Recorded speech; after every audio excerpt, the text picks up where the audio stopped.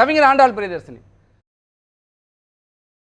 நீங்கள் மீண்டும் ஒரு தட்டி எழுப்புகின்ற வகையிலோ அல்லது அதை பேசுபொருளாக்கி தேர்தல் நேரத்திலே வாக்கு பெறுவதற்காக அப்படி பேசுகிறீர்கள் என்று சொல்றாங்க. எனக்கு முன்பாக பேசிய அம்மையார் நிறைய விஷயங்களை தக்கையாகவே சொல்லிட்டு இருந்தாங்க. அவங்க திரும்ப திரும்ப சொல்றது என்னன்னா, மோடி நிறைய பண்ணிருக்காருன்னா அந்த நிறையங்கிறது என்ன அப்படிங்கறத நாங்க பட்டியலா கேட்கிறோம். ஏன்னா எங்கள்கிட்ட இருக்கு பட்டியல் கொடுக்கறதுக்கு. நம்முடைய முத்தமிழறிஞர் கலைஞர் தமிழ்நெட் மாநாடுன்னு 1999லயே நடத்தியிருக்காரு. அதே மாதிரி யூனிகோட் கன்சார்டியத்துல இணைந்த முதல் மாநிலம் எதுன்னா தமிழ்நாடு தான். அதே மாதிரி உலக தமிழ் இணைய பல்கலைக்கழகத்தை உருவாக்கியவர் நம்முடைய முத்தமிழறிஞர் கலைஞர். அந்த இணைய தமிழ் பல்கலைக்கழகம் மூலமாக இப்போது தமிழ் மொழியின் இலக்கியங்கள் எல்லாம் பல மொழிகளில் மொழிமாற்றம் செய்யப்பட்டு கொண்டிருக்கின்றன. அதை தவிர டிஜிட்டலைஸ் என்று சொல்கிறோம் அல்லவா, அப்படியாக மின் பதிவேற்றம் செய்து உலகளாவிய அளவில் ஒரு மின் பதிவு நூலகத்தை உருவாக்கி இருக்கிறார்கள் நம்முடைய கோட்டூர்புரத்துல. வேணா அந்த அம்மாவை போய் பார்க்க சொல்லுங்க. அதே மாதிரி தமிழ் இணைய ஆய்வு மையம் அப்படின்னு டானிடெக் என்பதை உருவாக்கியவர் நம்முடைய முத்தமிழறிஞர் கலைஞர். அதனால திரும்ப திரும்ப அவங்க நிறைய பண்ணிருக்காங்கன்னு ஒரு வார்த்தையை சொல்றாங்க. அப்புறம் உடனே காங்கிரஸ் காலத்துல ஏன் செய்யல அப்படிங்கிறாங்க. இவங்க கொடுத்த வாக்குறுதி என்ன? மத்திய அரசுக்கு எந்த பங்களிப்பும் இல்ல. அதை தவிர கூடுதலா ஒண்ணு சொல்லிடுறேன். என்னன்னா, நம்முடைய பிரதமர் சொல்கிறார், நான் தமிழனாக பிறக்கவில்லையே, தமிழ் மொழி படிக்கவில்லையேன்னு வருத்தப்படுறாரு.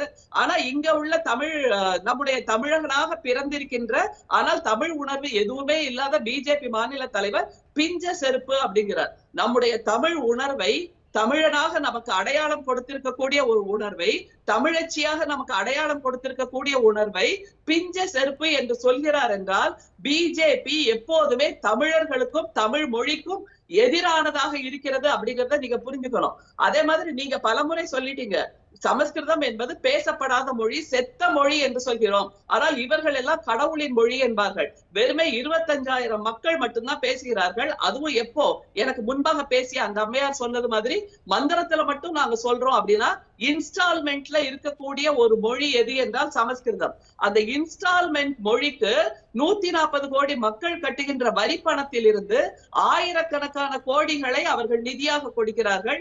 ஆனால் 8 கோடி மக்கள், 10 கோடி மக்கள் உலகெங்கிலும் பேசிக் கொண்டிருக்கின்ற தமிழ் மொழிக்கு வெறுமே 10 கோடி மட்டுமே ஒதுக்குகிறார்கள் என்றால் இது எப்படிப்பட்ட அநீதி என்பதைத்தான் நாம் திரும்ப திரும்ப கேட்கிறோம். அதை தவிர பல விஷயங்கள் இருக்கு. நம்முடைய பிரதமர் அவர்கள் 160 இடங்கள்ல பேசிட்டாங்க தமிழை பத்தி அப்படிங்கிறாங்க. ஏட்டு சுரைக்காய் கவை கறிக்கு உதவாதுன்னு ஒரு பழமொழி இருக்குப்பா நம்ம நாட்டுல. அது மாதிரி அதைத்தான் நான் பிரதமர் பேசுவதற்கு ஒப்பிட்டு பார்க்க முடியும். பிள்ளை பிடிக்கிறவன் வர்றான் அப்படின்னு வச்சுக்கோங்களேன். பிள்ளை பிடிக்கிறவன் என்ன செய்வான்? முதல்ல குழந்தைகள்கிட்ட சாக்லேட்டை கொடுத்து அன்பாதான் பேசுவான். அவன் எடுத்த உடனே வலைய வீசி வன்முறையை செய்ய மாட்டான். அப்படியாக நம்முடைய பிரதமர் தமிழர்களை பிடிப்பதற்காக பிள்ளை பிடிக்கிறவன் மாதிரி மொழி என்கின்ற சாக்லேட்டை கொடுக்கிறார். ஆனால் அந்த சாக்லேட் விஷ சாக்லேட்டாக இருக்கிறது அவரிடம் வரும்போது. ஏனென்றால் அவருடைய தமிழ் ஆர்வம் என்பது, தமிழ் பற்று என்பது உண்மையானதல்ல, அடித்தளமானதல்ல. அது வெறும் வேஷம் என்பதை நாம் பல முறை புரிந்து கொண்டிருக்கிறோம். சரி, இத சொல்றேன்.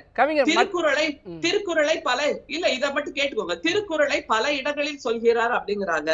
இதை மட்டும் கேளுங்களேன். திருக்குறளை பல இடங்களில் சொல்கிறார்னா அது உலக பொதுமறையாக 2000 வருஷத்துக்கு முன்னாடியே தமிழ் மொழியில் உருவானது. இவர்கள் சனாதனர்களின் இலக்கியம் மனு நீதி மட்டும்தான், மனு சாஸ்திரம் மட்டும்தான். அந்த மனு சாஸ்திரத்தை ஏன் ஆங்கிலத்தில் மொழிபெயர்த்து, பல மொழிகளில் மொழிபெயர்த்து இவர்கள் உலக தலைவர்களுக்கு கொடுப்பதில்லை? இல்லை, உலக மேடைகளில் ஏன் நம்முடைய பிரதமர் அந்த மனு சாஸ்திரத்தை பேசுவதில்லை? அதுல இருந்து ஒரு 2-3 கொட்டேஷனை மட்டும் சொல்றேன். மனு சாஸ்திரம் என்ன சொல்கிறது அப்படிங்கறத. அதுக்கப்புறம் நீங்க சொல்லலாம் நம்முடைய திருக்குறள் எவ்வளவு உயர்ந்தது, இவர்களுடைய சனாதனர்களுடைய அந்த மனு சாஸ்திரம் எப்படிப்பட்டது, இதை கொண்டு உலகத்துக்கு கொடுத்தால் உலகம் இவர்களை காரி துப்பும் என்பதனால் அவர்கள் முற்ற முழுக்க அதை மறைத்து வைக்கிறார்கள் புரிஞ்சுக்கணும். தமிழர்கள் ஒண்ணு சொல்றேன் பாருங்க, பிராமணர்களுக்கு தலைமுடியை மழித்தலே கொலை தண்டனை ஆகும். மற்றவருக்கு உயிரை எடுப்பதே கொலை தண்டனையாகும் அப்படின்னு சொல்றாங்க.